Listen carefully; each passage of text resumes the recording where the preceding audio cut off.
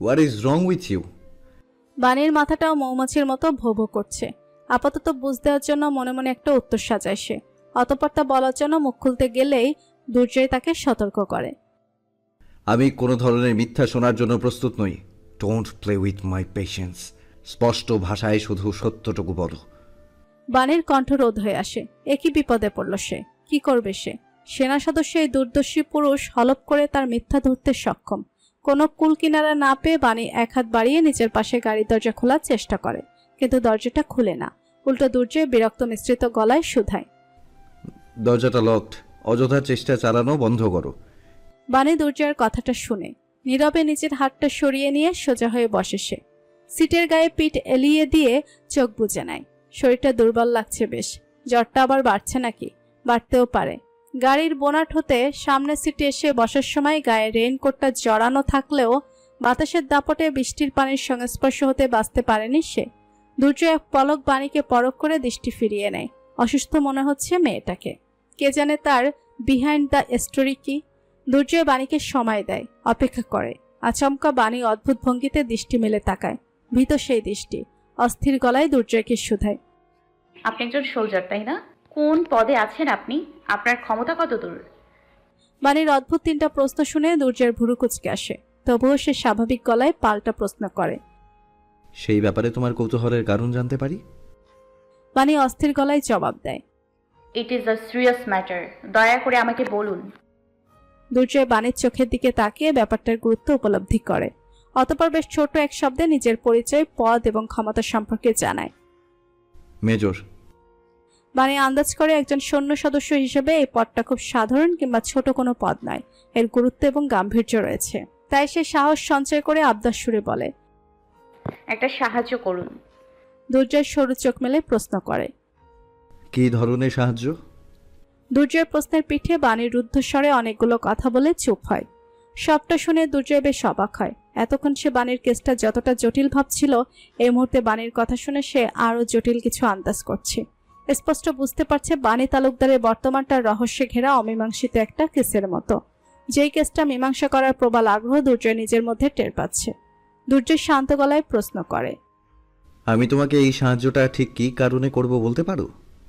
বাণী চোখ বুজে একটা নিঃশ্বাস ছাড়ে। অতঃপর উত্তর দেয়, আপনার মধ্যে এই মুহূর্তে আগ্রহ কাজ করছে। যেই আগ্রহ দমনের একমাত্র উপায় আমার মুখে উচ্চারিত সত্য। আপনি আমাকে এই সাহায্যটা করুন, বিনিময়ে আমি আপনাকে সত্যটা জানাবো। দমবন্ধ পাখির ন্যায় ছটফট করছে ডক্টর হুমায়রা। পাজরা সমতল ভূমির স্পর্শ পেতে ব্যাকুল হয়ে রয়েছে। গলা দিয়ে চাইলেও কোনো শব্দ বের করতে পারছে না। কানের কাছে ভেসে আসে পুরুষালী গলায় হিসিয়ে বলা কিছু কথা। কিভাবে পালালো? এতগুলো মানুষ নিযুক্ত থাকতে কি করে পালালো? ডক্টর হুমায়রার অবস্থা দেখে সকলে ভয়ে ততস্থ হয়ে রয়। সব থেকে বেশি ভীত দেখাচ্ছে বাণীকে পাহারা দেওয়ার দায়িত্বে নিযুক্ত নার্সকে। তার খুব বলতে ইচ্ছে হয়, আপনার স্ত্রী একজন ধূর্ত মহিলা, তিনি আমার চোখে ধুলো ছুঁড়ে পালিয়েছেন। কিন্তু সে আর কথাটা বলার সাহস পায় না। ইবাত ইতিমধ্যে এগিয়ে এসে পরিস্থিতি সামাল দেওয়ার জন্য শোধায়, sir please please calm down, ম্যাডামকে খুঁজতে হবে আগে। হিরণের কানে যেন ইবাদের বলা কথাগুলো পৌঁছাল না। সে আরো দৃঢ়ভাবে হুমায়রার গলা চেপে ধরে। ইবাদ গলার স্বর নিচু করে ফের বলে, স্যার এটা হসপিটাল, নিজেকে সামলান। পরিস্থিতি বিগড়ে গেলে কিন্তু কেলেঙ্কারি হয়ে যাবে। হিরণ ফোঁসফোঁস করতে করতে হুমায়রার গলাটা ছেড়ে দেয়। মুহূর্তে তিনি টাইলস বসানো ফ্লোরে বসে পড়েন। দুহাতে গলা ধরে কাশতে শুরু করেন। খানিকটা অক্সিজেনের অভাবে যেন মরতে বসেছিল।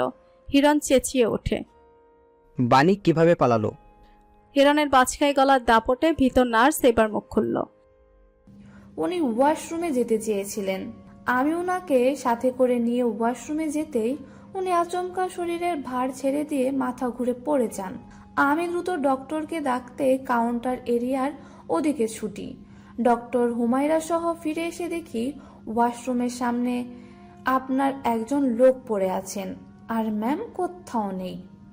নার্সের কথা শেষ হতে না হতেই হিরণের সেই গার্ড বলে ওঠে, স্যার আমি নার্সকে দৌড়ে বেরিয়ে যেতে দেখে কেবিনে প্রবেশ করি ম্যাম ঠিক আছে কিনা দেখার জন্য, কিন্তু হঠাৎ মাথা ভারী কিছু আঘাত পেয়ে জ্ঞান হারিয়ে ফেলি।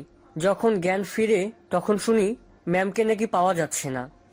হিরণ রেগে কিছু একটা বলতে নিবে, তার পূর্বে ইবাদ উপস্থিত বুদ্ধি খাটিয়ে বলে, স্যার, এই মুহূর্তে রেগে কোনো লাভ নেই।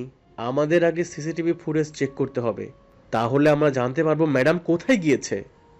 অতির আগে হিরণ হিতাহিত জ্ঞান হারিয়ে ফেলেছিল, তবে ইবাদের কথাটা তার মস্তিষ্কে পৌঁছে।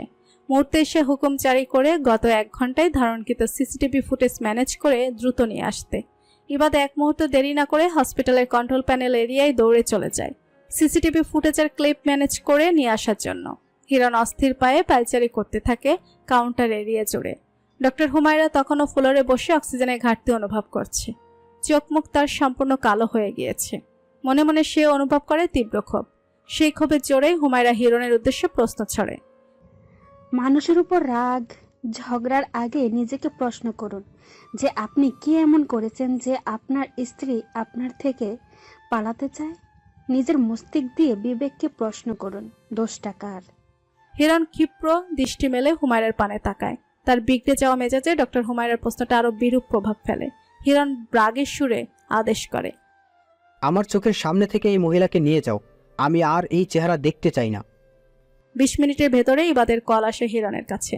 হিরণ কিছু বলবে, তার পূর্বে ইবাদ বলে ওঠে, sir, madam fire exist way দিয়ে পালিয়ে গেছে। ওনাকে বেসমেন্টের দিকে যেতে দেখা গিয়েছে সর্বশেষ, কিন্তু বেসমেন্টে যাওয়ার পর আর কি হয়েছে তা জানা যায়নি। পার্কিং এরিয়ার সিসিটিভি ফুটেজ ডিলিট করে ফেলেছে কেউ। ইবাদের বলা কথাগুলো শুনতে হিরণ অবাক হয়। ডিলিট করে ফেলেছে মানে? কে করেছে? প্রশ্নটা মাথায় উকিয়ে দিতেই হিরণ গরম গলায় শুধায়, বাণীকে কেউ সাহায্য করছে এবার, খুঁজে বের করো। বাণী আর ওই সাহায্যকারী দুজনকে খুঁজে বের করো, যে কোনো মূল্যে। নীরব রাস্তা ধরে হেঁটে যাচ্ছে সাদাত। রাস্তার মাথায় থাকা একটা ল্যাম্প পোস্টের আলোয় রাস্তাটা মৃদু আলোকিত হয়ে রয়েছে। ফুটপাতের একপাশে শুয়ে রয়েছে 2টি অলস কুকুর। সাদাতের হাঁটার ভঙ্গি আপাতত খুবই সাধারণ। টান টান সোজা হয়ে বুক চওড়া করে দাঁড়ানোর কোনো লক্ষণ নেই তার মাঝে। থাকবেই বা কেন? এটা তার খুব একান্ত সময়, যেখানে পেশাগত বাধ্যবাধকতার কোনো বালাই নেই, কেবল রয়েছে সে, এ নিস্তব্ধ রাত এবং তার কানে চেপে ধরা মুঠোফোনটি। যে মুঠোফোনের অপর প্রান্তে অন্য এক শহরে রয়ে যাওয়া তার আপনজনেরা রয়েছে। সাদাত মিষ্টি হেসে শোধায়, সাউদার রেজাল্ট শুনলাম আম্মু, অনেক খুশি হয়েছি। দেখিনিও, তোমার এই মেয়ে ঠিকই একদিন বিসিএস ক্যাডার হতে পারবে। ফোনের অপর পাশ হতে মধ্যবয়স্ক একজন পৌর নারী চিন্তার আজসহ বলে ওঠে, তুই কবে আসবি বাবা? এই মিশন আর কতদিন চলবে? নিশ্চিত না আম্মু, তুমি দোয়া রেখো যেন নিরাপদে ফিরতে পারি। আমার সব দোয়া তো তোদের জন্যই। আচ্ছা আম্মু, আমি কালকে সুযোগ বুঝে কিছু টাকা পাঠাই দিব না। সাউদাকে ওর পছন্দ মতো জামা কিনে দিও, কেমন? সায়রা আর তোমার জন্য কিছু কিনে নিও, সামনে কোরবানির ঈদ আসছে। এসব আর কি দরকার? ওদের কি জামাই নেই নাকি? আর ঈদ তো এখনো অনেক দূরে। দরকার কি দরকার না এত কিছু ভাবতে হবে না তো, তুমি শুধু যা বলছি তা করো। আর মাঝপথেই সাদাতের কথা থেমে যায়, তবে তার পা জোড়া থামে না, বরং পায়ের গতি মৃদু ধীর হয়ে আসে। দৃষ্টি হয় সতর্কপূর্ণ। আপনজনের সাথে ফোন আলাপের ইতি টেনে বলে, আচ্ছা আম্মু, পরে কথা হবে, হ্যাঁ এখন রাখি। কথাটুকু বলে ফোনটা পকেটে ভরে সে আচমকা পেছনে ফিরে তাকায়। শূন্য জনমানবহীন রাস্তায় কারো অস্তিত্ব নেই। সাদাত নীরবে একটা নিঃশ্বাস ছাড়ে।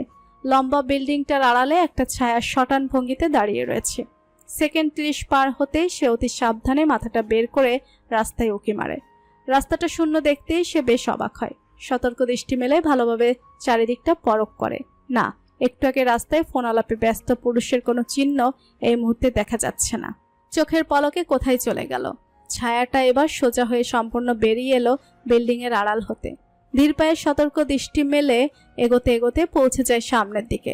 ফুটপাত ধরে রাস্তার মাঝামাঝি এসে দাঁড়ায় সে।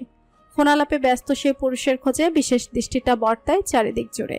ঠিক সেই মুহূর্তে ফুটপাতের পাশে 2 বিল্ডিংয়ের মধ্যকার অতি সরু গলি হতে একজোড়া হাত তার মুখ চেপে ধরে এবং হাত টেনে গলির ভেতর তাকে নিয়ে যায়। সেই ছায়া মানবীকে দেয়ালের সঙ্গে এমনভাবে চেপে ধরেছে সাদাত যেন সামান্য নড়ার সুযোগটুকুও নেই। তীক্ষ্ণ দৃষ্টি মানবীর দিকে স্থির করতেই মৃদু আলোয় দেখতে পায় গায়ে লম্বা রেইনকোট, জিন্স এবং বুটও পরিহিত নারী অনেকটা অপ্রস্তুত দৃষ্টি মেলে তার দিকেই তাকিয়ে আছে। অপ্রস্তুত দৃষ্টি মেলে তাকিয়ে থাকা সেই নারীকে চিনতে এক মুহূর্ত দেরি হয় না। এই মেয়ে, তোমার উদ্দেশ্য কি? আমাকে ফলো করছো কেন? কে পাঠিয়েছে তোমাকে? সেই নারী চোখের ইশারায় বলে তার মুখ থেকে হাত সরাতে। সাদাত এক মুহূর্ত মেয়েটার হাবভাব পর্যবেক্ষণ করে মেয়েটার মুখ থেকে নিজের হাত সরায়। তবে অন্য হাতে শক্ত করে তার বাহু ধরে রাখে। এ বুঝিয়ে দিতে যে পালানোর কোনো উপায় নেই। সাদাত আশা করেছিল মেয়েটা হয়তো আমতা আমতা করবে কিংবা কোনো সাফাই গাবে, কিন্তু তাকে অবাক করে দিয়ে মেয়েটা হেসে রহস্যময় গলায় বলে ওঠে, কি বস, কেসটা কি বলো তো?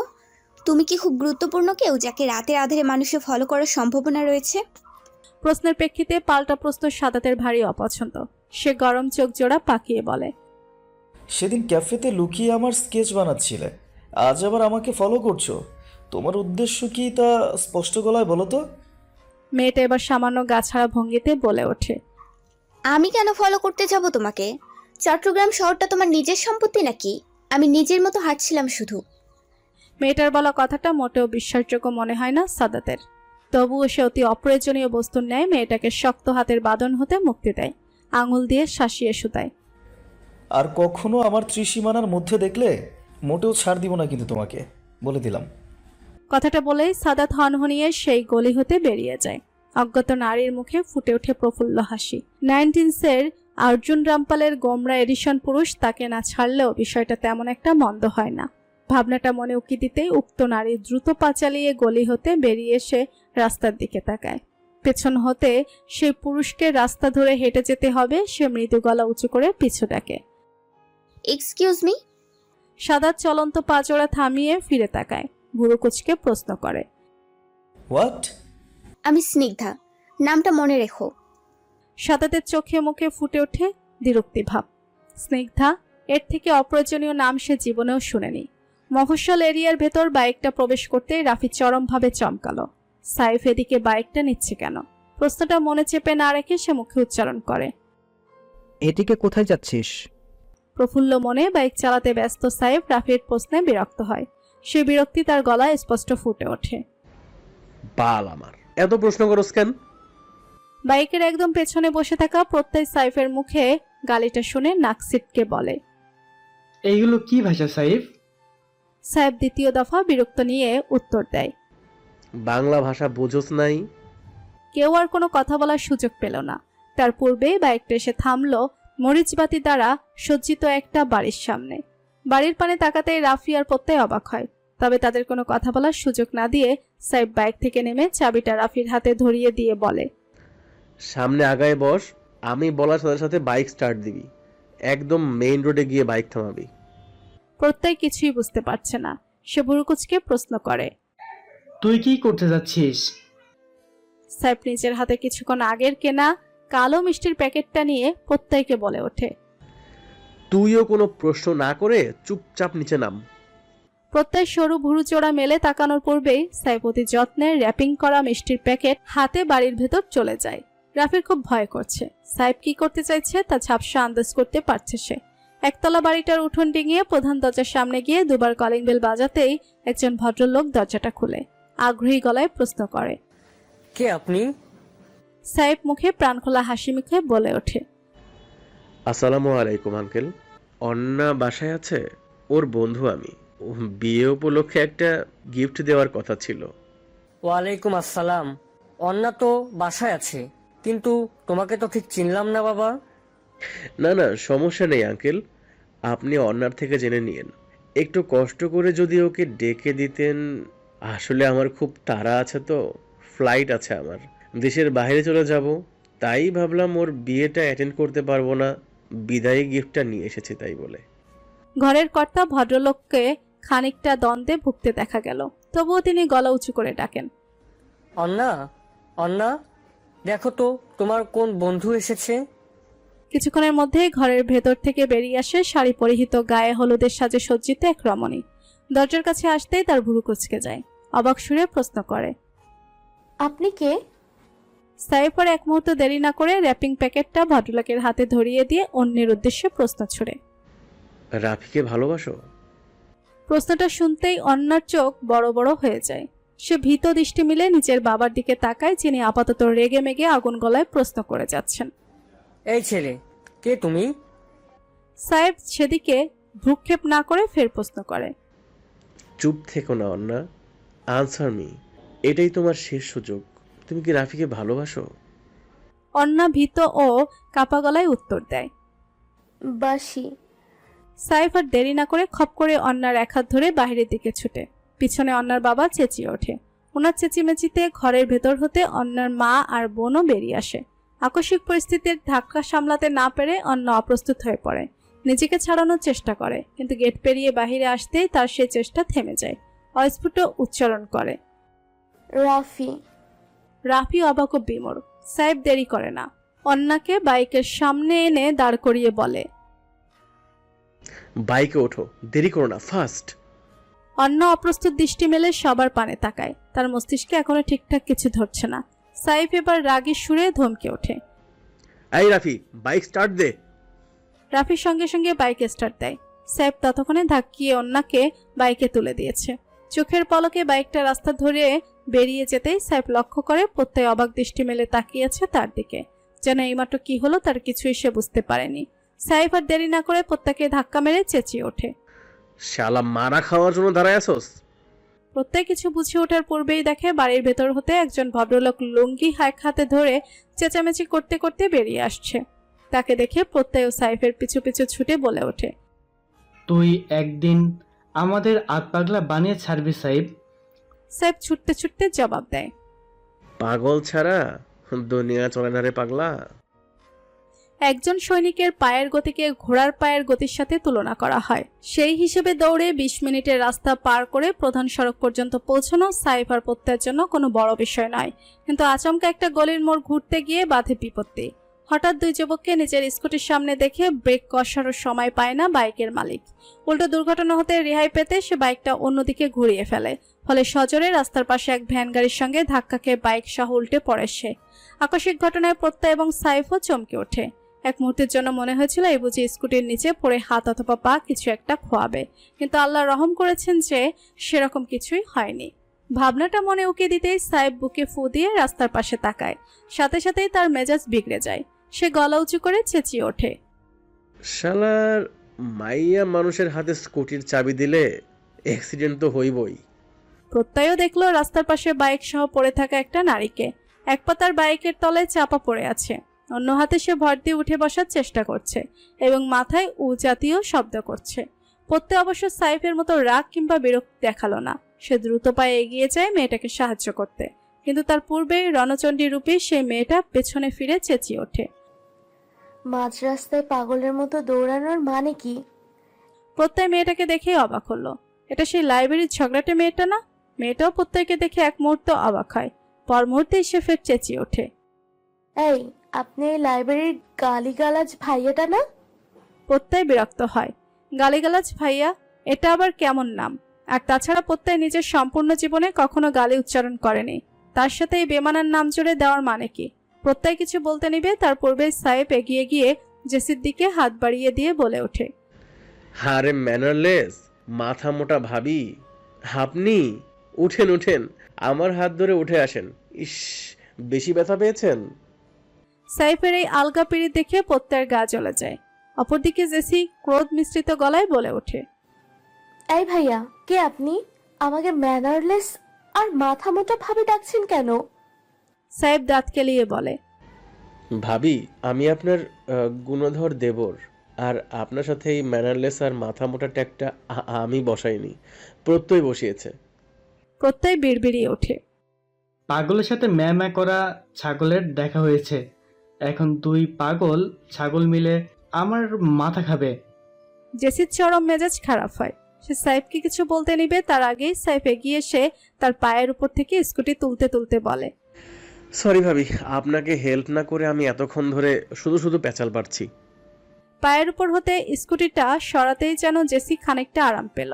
পাটা একদম ঝিম ধরে আসছিল। অপরদিকে বাম হাতের কোণের দিকটাও রাস্তার সাথে ঘষা লেগে চামড়া উঠে গিয়েছে। কি বিশ্রীভাবে চলছে আহত জায়গাটা। ব্যথায় জেসির লটকে রাখা মুখটা আরো কুচকে আসে। প্রত্যয় সেই দৃশ্য দেখে অনিচ্ছা সত্ত্বেও হুইম্যান কার্টেসি মেইনটেইন করতে নিজের হাতটা বাড়িয়ে বলে, রাস্তায় এভাবে পড়ে থাকাটা বাজে দেখাচ্ছে, উঠে আসুন। জেসি কুচকে রাখা চোখ জোড়া মেলে রাজাহাঁসের গলায় চেঁচিয়ে ওঠে, আমাকে এই রাস্তায় আপনারাই ফেলেছেন, অসভ্য, অভদ্র, ম্যানারলেস কোথাকার। আপনাদের বাঁচানোর চক্করে আমি আহত হলাম, আর আপনারা কিনা থ্যাংক ইউ না বলে আমাকে পাগলের মতো আজে বাজে নামে ডাকা শুরু করে দিয়েছেন। প্রত্যয় আর কিছু বলতে নিবে তখনই পিছন হতে ভেসে আসে 4-5 জন লোকের গলা। সাহেব তখন জেসির স্কুটিটা তুলে তা পরিষ্কার করতে ব্যস্ত ছিল, কিন্তু কিছু মানুষের পদধ্বনি ও গলার স্বর শুনে সে পিছু ফিরে তাকায়। মুহূর্তেই তার মুখের রং পরিবর্তন হয়।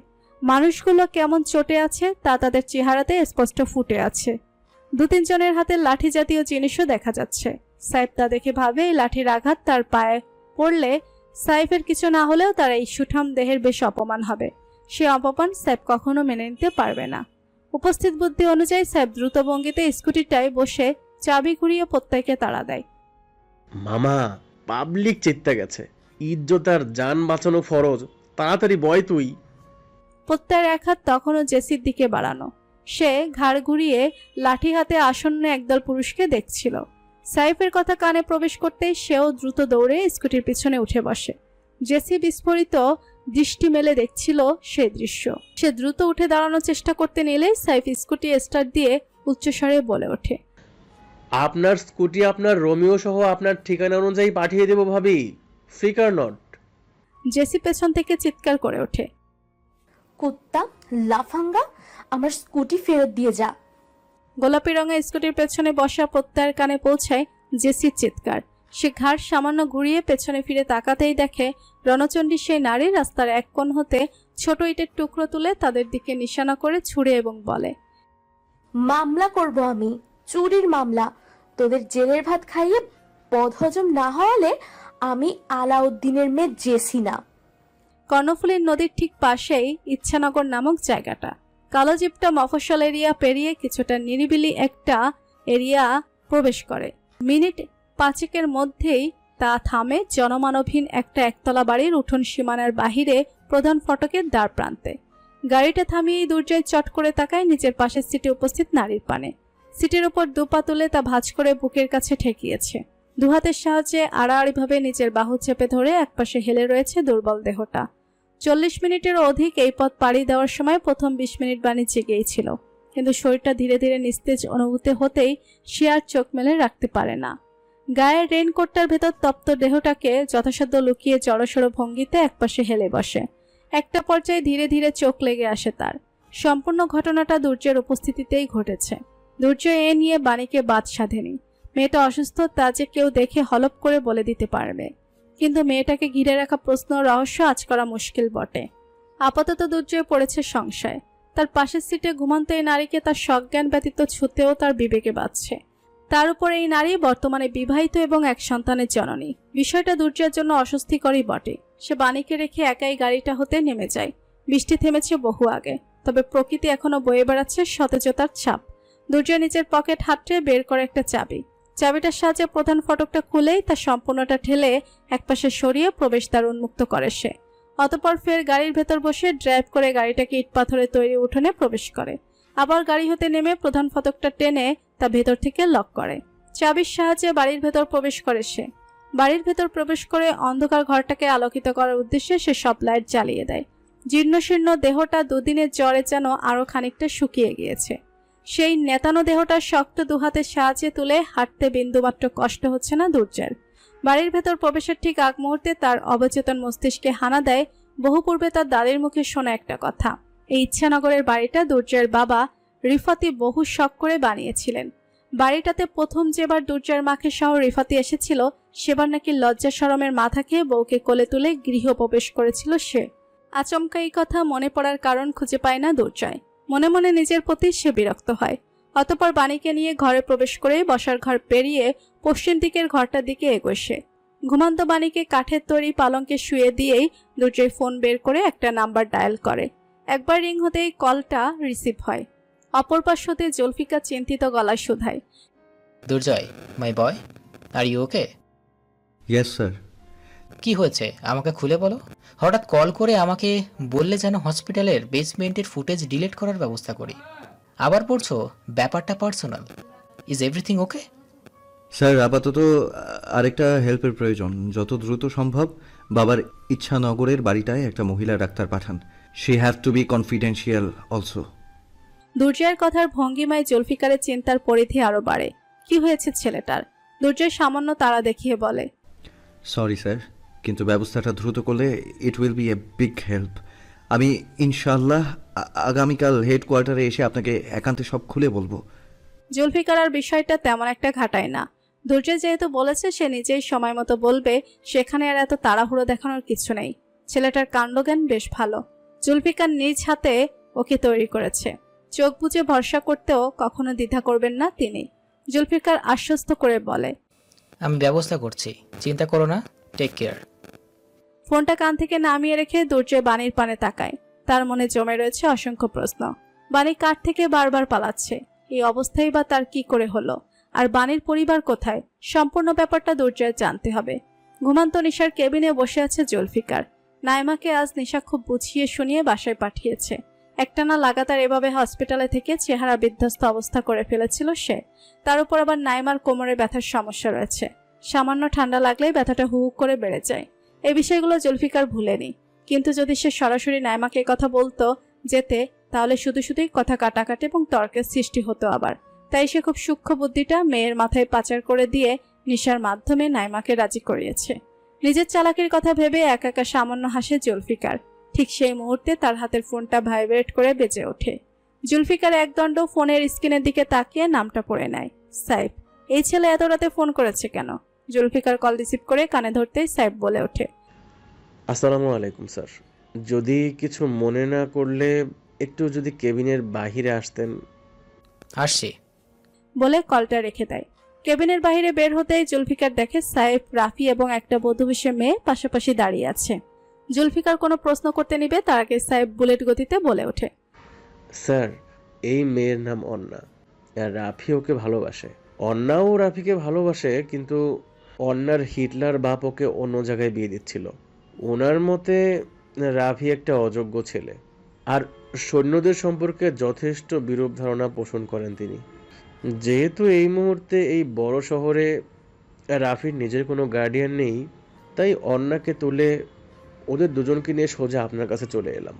আপনি জ্ঞানী ও বিচক্ষণ মানুষ, আর আপনি জানেন ওরা চাইলেও এই মুহূর্তে বিয়ে করতে পারবে না, কারণ রাফি এখনও লেফটেন্যান্ট পদে রয়েছে। কিন্তু ইনশাল্লাহ আমার বিশ্বাস ও খুব শীঘ্রই পদোন্নতি পাবে। শুধুমাত্র ততদিন পর্যন্ত যেন অন্যার বিয়েটা আটকে রাখা যায় সেরকম একটা ব্যবস্থা করে দিন প্লিজ স্যার। আপনি অন্যার বাবার সাথে কথা বলুন, সমস্যা নেই। আপনার মতো একজন বড় মাপের মানুষের কথা তিনি নিশ্চয়ই আমলে নেবেন। ওনাকে আশ্বাস দিন যে রাফির সাথে অন্যার ভবিষ্যৎ অনিশ্চিত নয়। প্লিজ স্যার, প্লিজ কাজটা একটু করুন। সাইফের বুলেট গতিতে বলা কথা থামতেই রাফির বুক ধকভক করতে থাকে। মনে মনে বলে, প্রত্যয় ঠিকই বলে, এই ছেলে নিজেও পাগল, তার আশেপাশের সবাইকেও পাগল বানিয়ে ছাড়বে। জুলফিকার সরু চোখে এতক্ষণ মনোযোগী শ্রোতার ন্যায় সাইফের সব কথা শুনেছে। সম্পূর্ণটা শুনে তিনি ঠান্ডা গলায় সাইফকে উদ্দেশ্য করে বলে, তুমি 5 মিনিট ভিতরে গিয়ে দাঁড়াও, আমি ওদের সাথে একান্তে কিছুক্ষণ কথা বলতে চাই। সাইফের ঠোঁটে ফুটে ওঠে বিশ্বজয়ের হাসি। সে মাথা নেড়ে জুলফিকারকে থ্যাংক ইউ বলে কেবিনের ভিতরে প্রবেশ করে।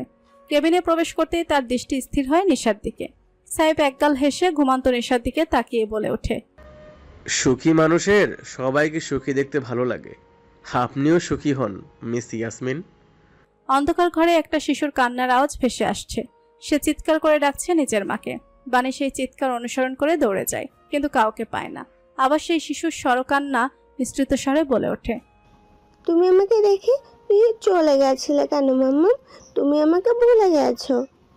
কথাটা কানে এসে পৌঁছাতেই বাণী দেখে অন্ধকার চিরে ধীরে ধীরে বন্যি বেরিয়ে আসছে। বাণীকে দেখে সে ঘৃণা ভরা দৃষ্টি মেলে ওঠে। আই হেট ইউ মাম্মা। ছোট স্বপ্নটুকু দেখেই বাণী আতঙ্ক নিয়ে ঘুম থেকে জেগে ওঠে। এখনো তার বুক ঢিপ ঢিপ করছে। তার মেয়েটা কেমন আছে? বন্যি থেকে ভুল বুঝবে না তো? বাণীর ভাবনার মাঝেই গম্ভীর একটা স্বর বলে ওঠে, গুড মর্নিং। বাণী আতঙ্ক নিয়ে পাশ ফিরে তাকাতেই দেখে বেতের তৈরি একটা এক সিটের সোফায় বসে আছে দুর্জয়। দৃষ্টি তার ফোনের স্ক্রিনে নিবদ্ধ। বাণী একটা ঢোক গিলে বোঝার চেষ্টা করে সে এখন কোথায় আছে। দুর্জয় এত বনিতা না করে ফোনটা পকেটে ভরে সোজা হয়ে উঠে দাঁড়ায়। বিছানার কাছাকাছি এসে দাঁড়িয়ে স্পষ্ট গলায় বলে, গায়ে জ্বর আছে, গাড়িতে ঘুমিয়ে পড়েছিলে। এটা আমার বাড়ি, আপাতত এখানে অবস্থান করছো তুমি। রাতে একজন ডক্টর এসেছিল, উনি জ্বর পরীক্ষা করে তোমার গায়ের জামা বদলে দিয়ে গিয়েছে, সঙ্গে কিছু ওষুধ দিয়ে গিয়েছে।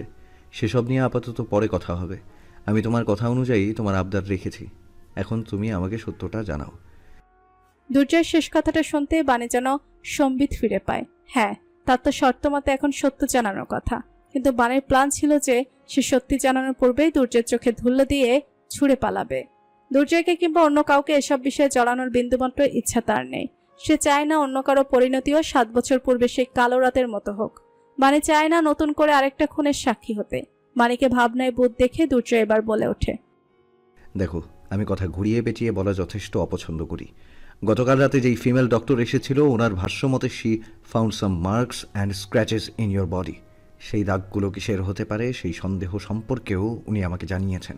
তাই যদি তোমার মনে হয় তোমার মন গড়া কোনো কথা শুনে আমি নিজের সময় নষ্ট করতে এখানে বসে আছি, তাহলে তোমার ধারণা সম্পূর্ণ ভুল।